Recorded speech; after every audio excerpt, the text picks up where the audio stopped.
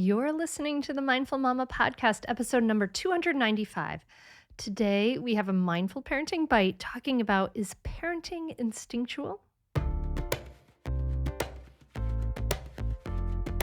Welcome to the Mindful Mama podcast, now with over 1 million downloads. Here, it's about becoming a less irritable, more joyful parent. At Mindful Mama, we know that you cannot give what you do not have. And when you have calm and peace within, then you can give it to your children. I'm your host, Hunter Clark-Field's Mindful Mama mentor. I help smart, thoughtful parents stay calm so they can have strong, connected relationships with their children. I've been practicing mindfulness for over 20 years.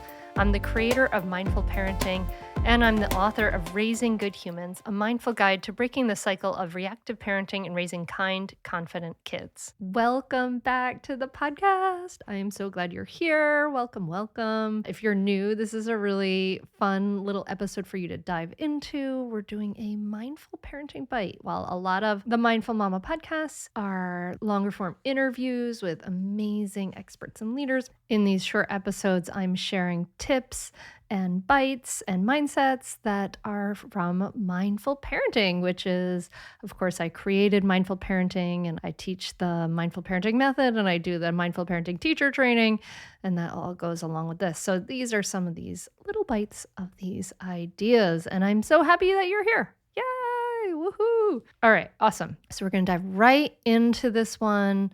And I want you to kind of check in with yourself as I talk about this, to think about, do I have this idea hiding in me? And might be an idea that could be holding you back. So many of us come into parenting with this idea that parenting is instinctual. And of course, for a lot of infanthood, that is true. We instinctively want to hold our babies close. We feel protective of them. All of those things, like looking at them and seeing how cute they are, and just our love in many ways is very instinctual. All of that is very instinctive. But the truth is that beyond some of these aspects of infancy, parenting is actually not instinctual. As we get into our kids kind of getting older and us thinking about disciplining or teaching them how to get along in the world, teaching them how to not be crazy little maniacs. Parenting is not those responses that we have that kind of come up automatically. They're not instinctual, right? In fact, our responses are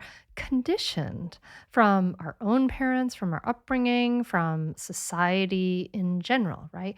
Our responses are not instinctual. They're habits we've learned from our society, from growing up. There are these conditioned responses within us. They're not instincts.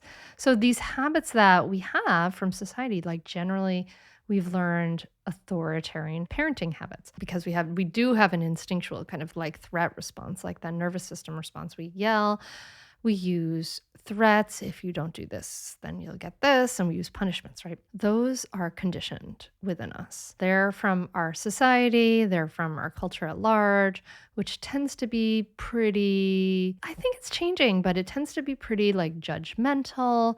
And, we're kind of based in this, at least here in the US, kind of based in this Judeo-Christian society that's like very authoritarian, male-led society, right?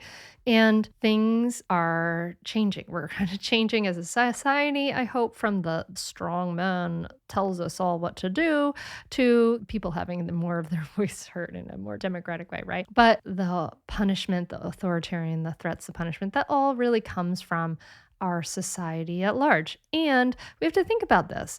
As a society generally at large, we've not actually done a great job of raising emotionally healthy, stable, resilient people, We haven't. And especially with kids, like we tend to believe it's natural for kids to have a harsh rebellion when they're adolescents. But that's actually not natural. Kids aren't rebelling against parents. They're rebelling against the destructive methods that parents use. They're rebelling against the harsh techniques and discipline strategies, the yelling, the threats, and the punishments. Those techniques lead to resentment and resistance, which we talked about the last Mindful Parenting Bite episode number 293. That builds and builds and builds up until by the time they're a teen, and we parents don't have the power that we used to have, like over the toddler. We can't just like pick them up and put them in a car seat anymore. that resentment and resistance builds. So by the time they're a teen, they're just pushing those parents away. They've had it. The parents no longer have the power of them, and the relationship has really been harmed. And in this very, very common scenario, the parents have totally lost any influence in their child's life, possibly just when they most need it, because teens are facing some big stuff these days. So teens need us. They need us to be available. They need us to be in their lives. They need a strong relationship with us. They need that attachment relationship with us. Even though they're teens, it doesn't mean they're ready to go on. If we want to have influence on them, we do, to help keep them safe and emotionally healthy and all of those things, we don't want to follow this common thing. And this is like where that idea of following our instincts kind of leads us. It leads us to following a society that does not lead to confident, grounded humans. And you can also think about that in the fact that so many of us as adults, we don't feel loving of ourselves. We don't accept ourselves. We're so harsh on ourselves. We're judgmental on ourselves. We have the harsh in our voice. We think that's totally normal, that it's so hard for us to feel loving and accepting of ourselves. It's really fascinating. In mindful parenting, I teach a metta loving kindness meditation, and loving kindness is a centuries old practice that's been verified by research to help us to feel more compassionate and loving towards ourselves and to others, and to kind of just generally shift towards a more compassionate outlook, which is really, really cool. But traditionally, it's really interesting. So traditionally in Eastern cultures, it always starts with like, may I be safe, may I be happy, may I be healthy. These wishes that we would have for ourselves. And then we slowly extend the loving kindness out to others, to neutral people, maybe even negative people. But in the East, that works really well. And then when they brought this practice, this thousands of year old practice and tradition to the West, to like the United States, people had so much trouble starting with loving kindness with themselves. It made them feel blocked. And that's very normal. If you feel that way, that's very normal here in the West. But think about that it's normal, right? That we don't feel loving and accepting of ourselves. And that has to do with our society, with our upbringing, and all the different ways we were raised. So is this the kind of template we want to follow, right? Do we want to just repeat this pattern? No, I don't think so. At least for me, absolutely not. I'm not just going to go with the flow here and just go with what I think is an instinct, which is actually just familiar, cultural, conditioned responses. I'm not going with the flow with that, with my parenting. My kids matter to me too much. Absolutely not. So the truth is that parenting requires skills, tools, and practices that we need to learn. Only when we really invest in our parenting beyond books, that we're really able to make powerful changes we need to make to transform things for the next generation. Because you think about it, we're learning a new language, right? When we're learning how to help kids change their unskillful behaviors and see how their behaviors affect others, teach them how to get along in this life, our native language for most of us, and maybe for you listening to this podcast, your native language may be what you think is instinctual, like the threats and the punishments, and that may be your native language. And as we start to communicate and connect with our kids and teach them how to shift their unskillful behaviors without using these threats and punishments, we're learning a new language. And it's really hard to learn a new language by yourself by reading a book. It's just hard. We are social creatures. We learn much better in connection with teaching, being able to ask questions, all of that stuff. And all that stuff we inherited, all that baggage we inherited, the anxiety, the not feeling good about ourselves, not feeling loving ourselves, not feeling confident. So we can take all that baggage and we can start to carry our own bags and stop passing it on to the next generation, right? So we can stop these harmful generational patterns. If we're really ready to do those things, start carrying our own stuff and start communicating in such a way that we can create connection, it needs to take more of an investment than just reading a book by yourself and then deciding, oh, I can't do this because I've read a book by myself and it didn't work to change me, right? So it starts with this change of mindset. When we think that parenting is instinctual, we just say, this is just the way it is. I'm just going to go with the flow. Obviously, it's not true. It's not instinctual. We know your habits and responses were conditioned by society. So if we can make that mindset shift and say, oh, my habits and responses were conditioned by society, then we know it's just another skill. Parenting consciously, parenting peacefully, it's a new language. It's a skill that requires tools and practices that we need to learn, just like any other skill. So It's important to shift that mindset, shift that myth that parenting is instinctual so we can actually help ourselves make the change. So I hope this maybe has helped you start to shift your mindset and make that change and realize, oh, just like learning a new language, I'm learning a new language. It's a skill. There are so many ways to learn this new language. In mindful parenting, we talk about how calming our reactivity. We talk about how to talk so kids will listen to you, how to resolve problems based on needs.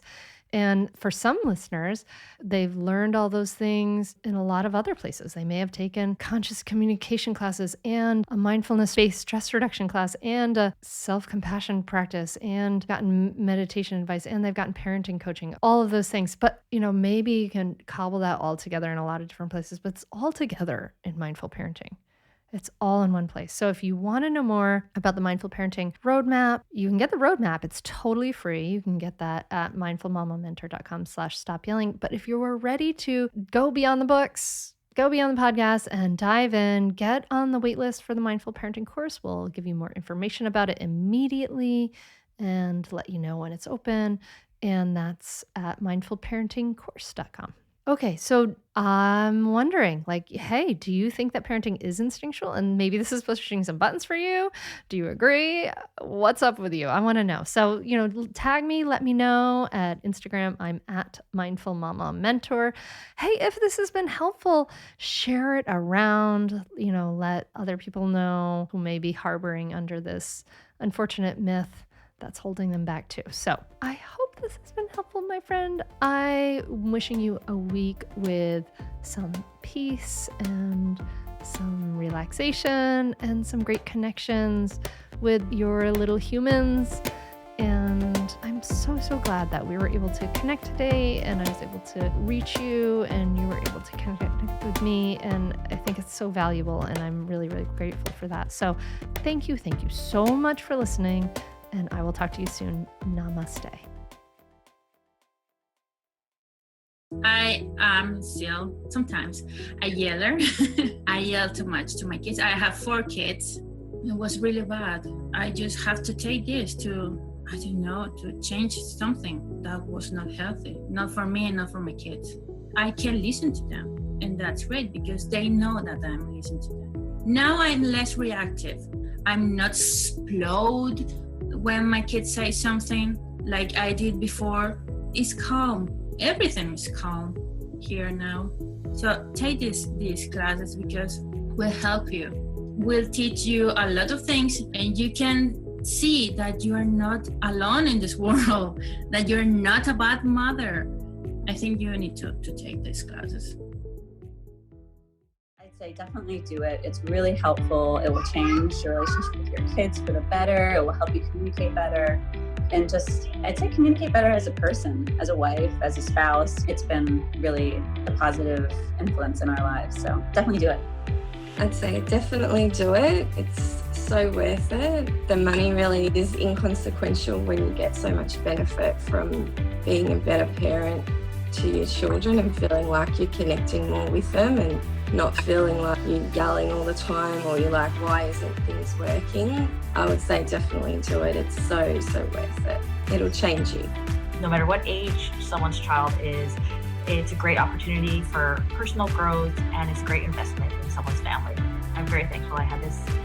You can continue in your old habits that aren't working, or you can learn some new tools and gain some perspective to shift everything in your parenting. Are you frustrated by parenting? Do you listen to the experts and try all the tips and strategies, but you're just not seeing the results that you want? Or are you lost as to where to start? Does it all seem so overwhelming with too much to learn?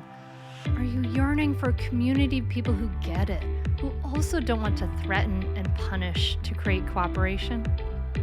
Hi, I'm Hunter Clark-Fields, and if you answered yes to any of these questions, I want you to seriously consider the Mindful Parenting membership. You'll be joining hundreds of members who have discovered the path of mindful parenting and now have confidence and clarity in their parenting. This isn't just another parenting class. This is an opportunity to really discover your unique, lasting relationship, not only with your children, but with yourself. It will translate into lasting, connected relationships, not only with your children, but your partner too. Let me change your life. Go to mindfulparentingcourse.com to add your name to the waitlist, so you will be the first to be notified when I open the membership for enrollment. I look forward to seeing you on the inside. mindfulparentingcourse.com.